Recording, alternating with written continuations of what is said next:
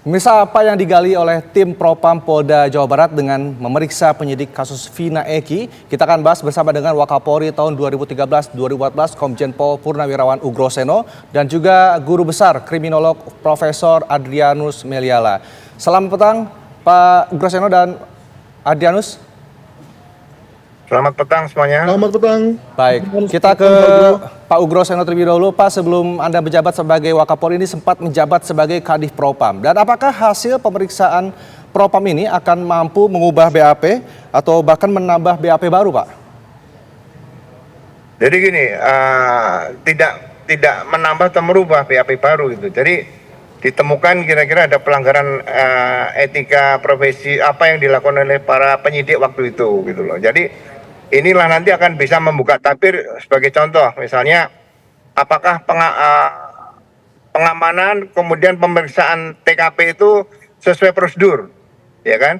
Kalau tidak sesuai prosedur, dicek berarti ada bagian dari obstruction of justice, yaitu sengaja mengaburkan TKP itu tidak boleh gitu ya, ya kan? Nah, kalau TKP nanti sudah ditemukan ada pelanggaran, nah ini berikan masukan kepada para penyidik yang memang rencana akan membuka kembali kasus ini secara terang benderang. Jadi semua nanti akan kembali ke TKP dulu, itu yang pertama gitu aja. Jadi kalau merubah atau menambah BAP itu tidak akan mungkin, karena perkara ini sudah sampai sidang sampai tingkat pengadilan dan sudah dinyatakan inkrah seperti itu. Oke, nah sekarang kalau misalkan sudah dinyatakan inkrah, sudah sampai ke pengadilan, Pak Ugroseno, apa mungkin yang akan diterima oleh penyidik-penyidik sebelumnya kalau seandainya memang di sana terjadi ada yang miss, ada kesalahan dalam melakukan penyidikan dan juga menyelesaikan kasus ini 8 tahun yang lalu? Ya, jadi untuk pelanggaran berkaitan etika profesi itu akan dilaksanakan sesuai dengan prosedurnya melalui sidang kode etik. Tapi kalau temuan-temuan bukti baru itulah yang merupakan nanti akan menjadi fakta baru yang bisa diajukan melalui PK. Sehingga kasus ini akan dibuka kembali dengan bukti-bukti baru tadi. Inilah yang diperlukan untuk bisa melihat kasus itu yang sebenarnya. Tapi yang jelas dengan tim yang ada itu harus dibuka kasus ini sejelas-jelasnya sehingga publik dan hukum bisa benar-benar ditegakkan di Indonesia. Baik, Pak Ugur, berarti dengan misalnya ada bukti baru untuk PK, dengan kata lain para terpidana ada 5 ini, dengan kata lain ini bisa mengubah juga hasil putusan para terpidana sebelumnya, Pak Ugro? Ya di PK nanti bisa ditembus seperti itu. Jadi tidak menutup kemungkinan bahwa kebenaran nanti akan menjadi dan keadilan menjadi panglima di negeri ini seperti itu. Jadi kalau memang tidak salah ya nyatakan tidak salah seperti itu. Ya, sekarang saya ingin menuju ke Pak Adrianus. Pak Adrianus, kalau kita ingat-ingat hari ini kalau nggak salah sudah 10 hari sejak Presiden Joko Widodo mengatakan bahwa kasus Vina ini harus diusut tuntas sejelas-jelasnya, setransparan mungkin. Kemudian kita ketahui bahwa ini direspon pula dengan adanya Div Propam yang mendatangi Polres di Cirebon begitu. Anda melihat perkembangan kasus ini seperti apa? Apakah memang mungkin akan nanti terbuka dengan jelas karena Div Propam sudah turun di tangan di sana, dan apakah kira-kira proses ini akan bisa berlangsung cepat karena sudah 1 bulan kasus ini menjadi sebuah pembicaraan di luar masyarakat sana, Pak Adrianus? Sejak Peggy ditangkap dan ditahan, polisi kan punya kewenangan untuk menahan dalam kurun waktu sebagaimana ditetapkan oleh KUHAP, dan itu belum melampaui waktu yang ditetapkan itu. Karena kalau sudah maka penahanan Peggy menjadi tidak sah dan dia harus dibebaskan demi hukum. Nah, kita sekarang mau main hukum atau main politik sih? Atau main tekanan massa? Menurut saya, Pak Guru, saya bingung kenapa Propam harus masuk dalam situasi seperti ini.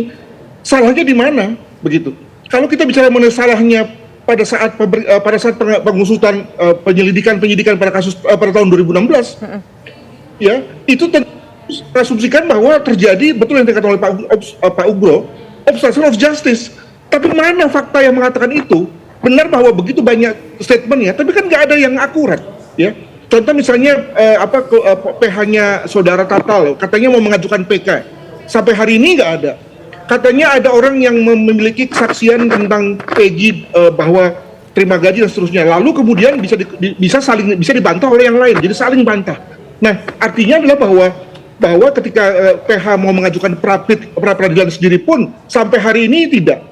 Jadi kita ini mau main hukum atau mengedepankan opini publik atau politik sebetulnya. Jadi mohon maaf nih teman-teman media nih. Saya rasa kalau dari segi hukumnya kita masih on the track ya, bahwa ketidakpuasan saya kira benar dan memang harus begitu. Tetapi kan begini, tentu dari pihak PH pasti akan mengedepankan fakta-fakta yang memberatkan. Nah itu semua yang kemudian meringankan maaf, dan itu semua ditampung oleh kepolisian, diperiksa, dimasukkan dalam BAP, akan dibuat gelar perkara khusus gitu ya. Nah itu kan yang belum kejadian. Nah apakah mungkin kalau misalnya hal-hal yang meringankan Peggy itu kemudian nggak ditampung oleh polisi? Bisa, tapi kan oleh jaksa yang akan mengecek hal itu, dan juga nanti akan dicek lagi di pengadilan pada saat Peggy diajukan ke pengadilan. Mengapa hal-hal yang meringankan malah tidak masuk dalam BAP? Jadi dengan kata lain, kita fokus pada konteks hukum acara yang ada saja. Benar bahwa betapapun begitu, kita harus lihat misalnya bahwa untuk mendapatkan keadilan bagi Tatel, maka jalan satu-satunya adalah ada PK. PK yang selama ini diomong-omongkan tapi tidak muncul juga. Kedua, bagi Peggy, betul bahwa nanti ketika sudah ada kemarin katanya dibuka hotline baru gitu ya, maka ada kemungkinan ketika ada fakta-fakta baru yang melemahkan dugaan polisi boleh bikin SP3. Betapapun nanti akan diserang ya oleh internal sendiri, demikian juga oleh jaksa, tapi boleh bikin SP3 atau lanjut ke pengadilan dan kemudian pengadilan membebaskan. Itu bagus banget, Bu. Nah, dan yang juga kemudian repot secara hukum adalah bagaimana nasib dari 7 atau 6 warga binaan pelaku yang sekarang menjalani pidana dan menjadi berstatus warga binaan. Ini gimana mengadakannya? Kita dalam hal ini secara hukum pidana dan hukum acara pidana tidak punya mekanisme untuk itu ketika yang bersangkutan sedang menjalani pidananya. Nah, dalam hal ini mungkin benar yang dikatakan oleh Pak Anton Carlyan, eksaminasi sebagai sesuatu yang bisa menghentikan semuanya ini dan membalikannya ke titik nol. Masalahnya adalah bahwa mana ada eksaminasi yang pernah seperti itu. Jadi dengan kata lain, kembalilah pada konteks bahwa kita sedang berada dalam konteks hukum dan bukan main politik atau bukan main tekanan massa. Demikian. Ya, baik. Ini cukup menarik. Berbicara Pak Adrianus mengatakan jangan main tekanan politik, jangan main tekanan hukum, jangan main tekanan massa. Memangnya kalau menurut Pak Adrianus ada mengarah ke sanakah sampai Pak Adrianus muncul statement itu? Sesaat lagi akan dijawab usai jeda berikut, pemirsa, kami kembali.